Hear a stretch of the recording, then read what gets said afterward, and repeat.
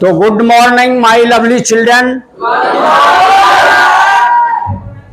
आज हम लोग मैथमेटिक्स क्लास में ज्योमेट्री चैप्टर टॉपिक में हम आज शुरू करने वाले हैं परिमेय 27।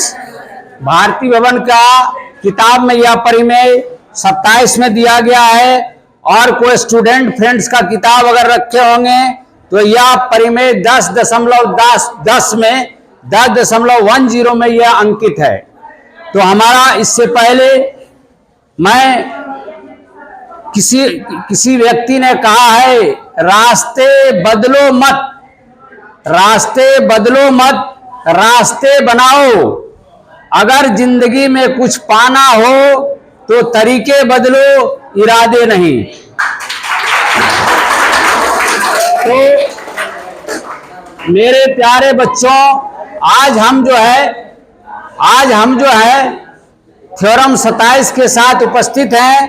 थ्योरम 27 कहता है त्रिभुज के एक भुजा के मध्य बिंदु, त्रिभुज के एक भुजा के मध्य बिंदु को, त्रिभुज के एक भुजा के मध्य बिंदु के से एक अन्य भुजा के समानांतर, एक अन्य भुजा के समानांतर अगर खींची जाती है तो वह तीसरी भुजा को मध्य बिंदु जो तीसरी भुजा को आधा करता है, मतलब मध्य बिंदु से जाता हुआ गुजरता है।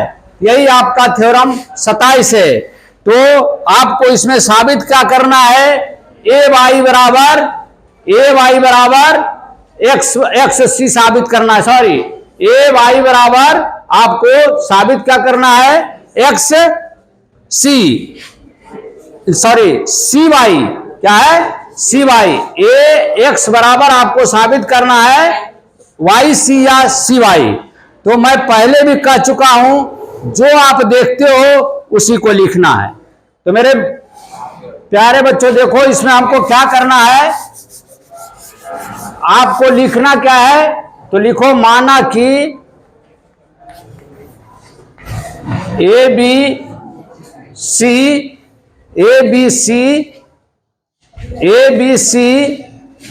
एक त्रिभुज है जिसमें ए बी का मध्य बिंदु एक्स है, जिसे एक्स बिंदु से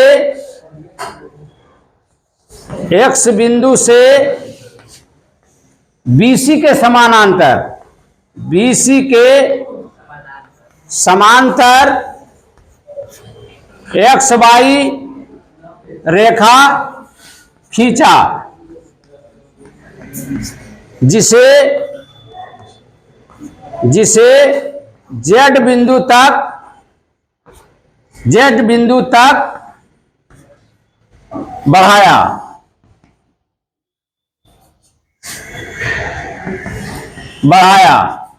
तथा ZC को मिलाया। तो इसलिए साबित करना है कि साबित करना है AX बराबर YC। ये आपको साबित करना है। तो आप जो इसमें अपने से किया उसको बनावट में लिखते हैं। क्या करते हैं, बनावट में लिखते हैं। तो आप बनावट में लिखो। तो बनावट वाला मैं पहले आपको मैं बता चुका हूं कि जो बनावट से किया जाता है उसको डॉटेड लाइन में दिखाया जाता है। क्या दिखाया जाता है, डॉटेड लाइन में। तो हम यहां से क्या किया, एक्स वाई को जेड तक बढ़ाया, तो इसको क्या किया, हम डॉटेड लाइन में किया। सी और जेड को भी मिलाया, तो हम इसको क्या किया, डॉटेड लाइन में किया। तो बनावट में लिखिएगा, क्या लिखिएगा, तो आपने जो किया है उसी को लिखना है। तो आप बनावट में किया है सी से bx के समानांतर, सी से bx के समानांतर। तो लिखोगे सी बिंदु से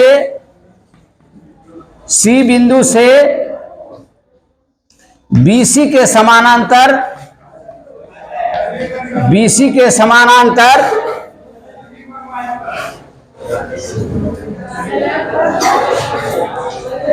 BC के समानांतर आप YZ खींचा, YZ खींचा और ZC को मिलाया,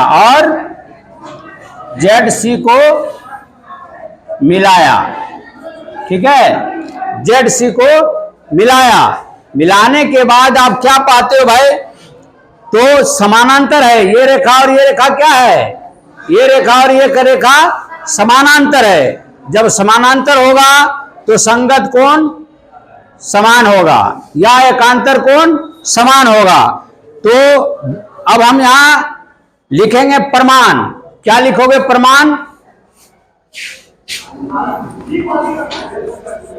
प्रमाण लिखेंगे। देखो प्रमाण हमारा यहां से चलेगा x, b, c और z, ये क्या बन रहा है, समानांतर चतुर्भुज बन रहा है। क्यों भाई, क्योंकि इसका समानांतर चतुर्भुज के परिभाषा से हम जानते हैं एक्स वाई समानांतर BC। तो एक्स वाई आपने सवाल में आपको दिया हुआ है, एक्स वाई जो है वह BC के समानांतर खींचा गया है जो सवाल में आपको दिया हुआ है।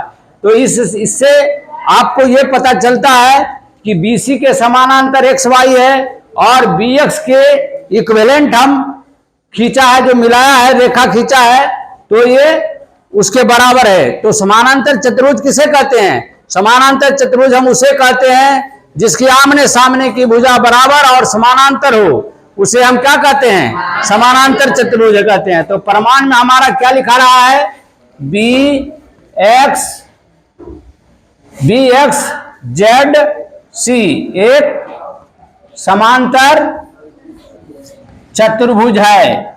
क्यों है भाई, तो BC समानांतर आपका XY है, ये क्या है, ये सवाल में आपको दिया हुआ है। दूसरी बात और क्या है, BX समानांतर CZ, BX तथा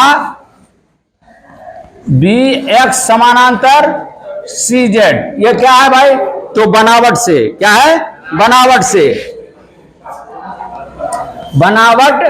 से। अब आपने इतना देख, समानांतर चतुर्भुज के बारे में आपको मैं बता दिया कि समानांतर चतुर्भुज है, होता क्या है। अब देखिए समानांतर चतुर्भुज के लिए कुछ शर्त मैं बताया था कि समानांतर कब होता है, जब समानांतर चतुर्भुज हो जाएगा तो उसमें संगत कोण क्या होगा, बराबर हो जाएगा। तो अर्थात यहां पर AXY बराबर XBC, AXY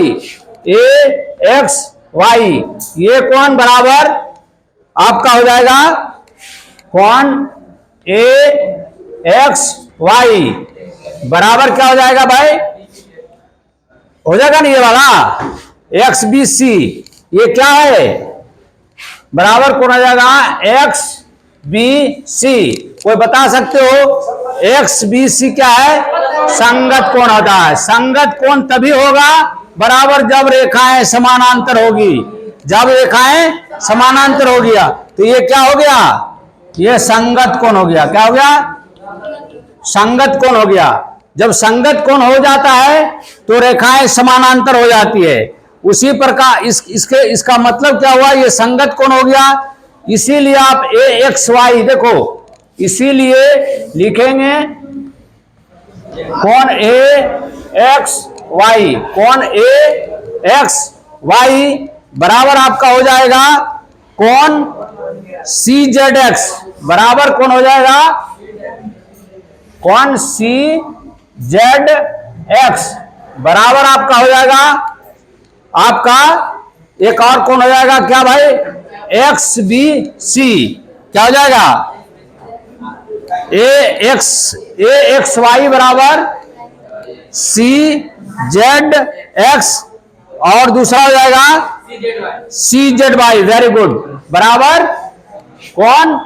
सी जेड वाई। अब इस पर विचार करेंगे। देखिए भाई, यहां पर कहा ए एक्स वाई बराबर आपका दिया हुआ है सी जेड एक्स। ये कौन कौन है भाई? ये एकांतर कोण है। एकांतर कोण भी जब कब होगा बराबर? जब रेखाएं हाँ समानांतर होगी। ये भी एक शर्त है। तो ये कोण और ये कोण क्या है? एकांतर कोण। अब रही बात सी जेड वाई, तो सी जेड वाई ये भी क्या है? एकांतर कोण है। और दूसरा है सी जेड एक्स, तो सी जेड एक्स, तो ये यही कोण आ रहा है। तो इसका मतलब ये क्या हुआ? एकांतर कोण है। क्या है? ये एकांतर कोण है। तो इसको लिख दीजिए एकांतर कोण। ठीक है। अब हम चर्चा करेंगे एकांतर कोण सब कब होता है बराबर? जब रेखाएं समानांतर होती है। ठीक है। तो इसलिए अब त्रिभुज आप देखिए ए एक्स वाई क्या है? त्रिभुज ए एक्स वाई। इसलिए त्रिभुज लिखेंगे ए एक्स वाई तथा त्रिभुज जेड वाई जेड सी में। देखो भाई वाई जेड सी में आप देखिएगा क्या है। तो त्रिभुज में सी जेड वाई लिखो या वाई जेड सी लिखो, बात बराबर है। तो इसमें हमको आपको सम्मुख कोण है, इसमें क्या बन रहा है? देखो भाई, इस त्रिभुज को इस त्रिभुज में हम सर्वांगसम करेंगे। सर्वांगसम करने में हम क्या पाते हैं? ये रेखाएं और ये रेखाएं एक दूसरे को प्रतिच्छेद करती है। जब प्रतिच्छेद करेगी तो उसके द्वारा जो बना कोण होगा वो सम्मुख कोण कहलाएगा और आपस में दोनों बराबर होगा। ये थ्योरम 2 था। थ्योरम 2 कहता है दो रेखाएं परस्पर काटती है तो शीर्षाभिमुख कोण बराबर होता है। अर्थात यहां पर का कोण यहां पर का कोण शीर्षाभिमुख कोण होगा, क्योंकि ये रेखा और ये रेखा काट रही है। तो यहां पर का कोण और यहां पर का कोण क्या होगा? बराबर होगा, अर्थात शीर्षाभिमुख कोण होगा। तो लिखेंगे ए वाई एक्स बराबर लिखेंगे जेड वाई सी। क्या लिखोगे? कौन? Z Y C. ये क्या है? ये सम्मुख कोण है। क्या है? सम्मुख कोण है। दूसरा बात और क्या है भाई? ये सम्मुख कोण हो गया। अब यहां पर ये जो है ये भुजा को आपको इस भुजा के बराबर करना है। तो आप दूसरा क्या देख रहे हो? ये कोण और ये कोण एकांतर कोण है। क्या है? एकांतर कोण है। अर्थात ये त्रिभुज इस त्रिभुज में इसका ई कोण बराबर ई कोण। तो लिखेंगे क्या लिखोगे भाई? तो लिखोगे ए एक्स वाई बराबर वाई जेड सी। क्या लिखोगे? कौन? Y Z C. ये कैसा है? तो एकांतर कोणों का युग्म है। ये क्या है? तो एकांतर कोणों का युग्म है। ये क्या है? एकांतर कोणों का युग्म है। ये क्या है? एकांतर कोणों का युग्म है। अब दो कोण हमको मालूम हो गया, ये कोण और ये कोण मालूम हो गया। हमको अब देखना क्या है? अब हमको देखना है इसको साबित करने के लिए, जब इसको हम अब इसको साबित करने के लिए इसको जब सर्वांगसम करेंगे तभी हमको ये इसको बराबर लिख सकते हैं। लेकिन यहां पर आप एक बात और ध्यान दीजिए कि ए बी का मध्य बिंदु एक्स है ना, ए बी का मध्य बिंदु एक्स है ना, तो ये जो है ये दो भाग में बट रहा है। अर्थात बी एक्स जो होगा, बी एक्स बराबर आपका जेड सी हो जाएगा। क्या हो जाएगा? जेड सी हो जाएगा। तो इस भुजा को यह जब इसका ये मध्य बिंदु है तो इसका भी तो मध्य बिंदु होगा। चूंकि ये बराबर ये, तब हमारा क्या हो जाएगा? ए वाई बराबर वाई सी। बनावट से तो हम लिखेंगे चूंकि ए वाई बराबर वाई सी। क्या होगा? ए वाई बराबर वाई सी। क्या है भाई? बनावट से। क्या है? बनावट से। अब देखो यहां पर दो कोण और एक भुजा मिल रहा है। अर्थात ए से अभिकृत बन रहा है। तो ए से अभिकृत क्या कहता है भाई? तो ए से अभिकृत कहता है यदि और केवल यदि एक त्रिभुज का दो भुजाएं तथा एक त्रिभुज की दो कोण तथा एक भुजा तदन रूपी दूसरे त्रिभुज का दो कोण और एक भुजा जब बराबर होगा तो दोनों त्रिभुज का होगा सर्वांग सम होगा। तो मेरे दोस्त यहां पर देखो, यहां पर क्या है, ये भुजा और ये भुजा हम लिख सकते हैं क्यों बराबर? तो यहां पर हमारा हो जाएगा, चूंकि यहां अभिकृत हमारा बन रहा है ए अभिकृत